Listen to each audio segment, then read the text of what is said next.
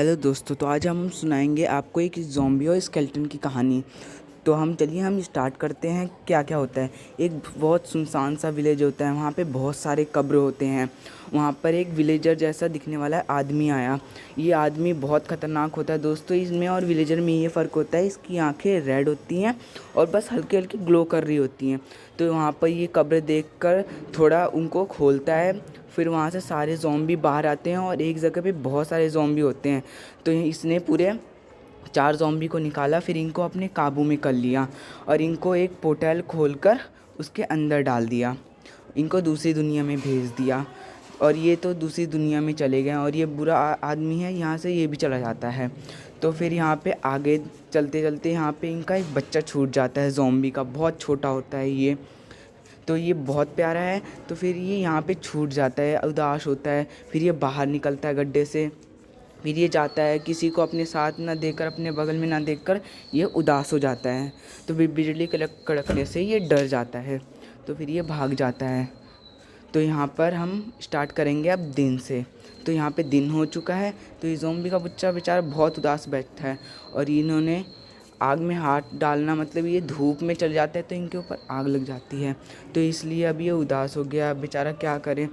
फिर ये यहाँ 2 विलेजर्स के बच्चे खेल रहे होते हैं, उनकी बॉल जंगल में चल जाती है। ये दोनों लेने जाते हैं, तभी वहाँ पे वो ज़ॉम्बी का बच्चा उठा लेता है। दोनों विलेजर के बच्चे डर के भाग जाते हैं। वो अपने पापा को जाके सारी बातें बताते हैं, उन्होंने वहाँ ज़ॉम्बी देखा। फिर उनके पापा उनके साथ जाते हैं। फिर वो कहते हैं यहाँ तो कोई भी नहीं है। तो उनके बच्चे कहते हैं अभी यहीं तो था। फिर उनके पापा आगे जाकर चेक करते हैं, वहाँ पे भी नहीं होता, क्योंकि ये ज़ॉम्बी का बच्चा छुप गया होता है।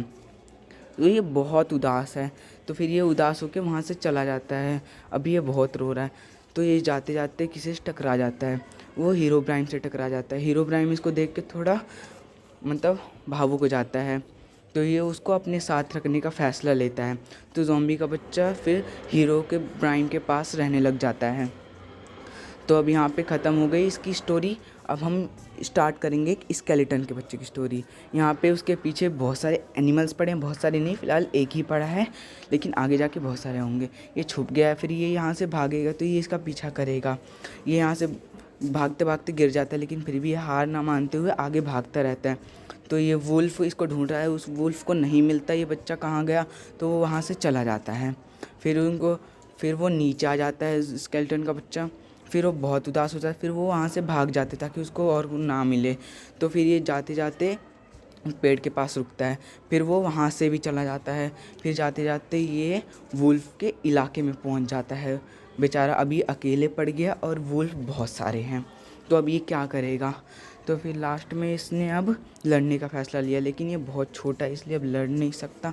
तो वहाँ पे हीरोब्राइम आता है और उस बच्चे को हटाता है वहाँ से।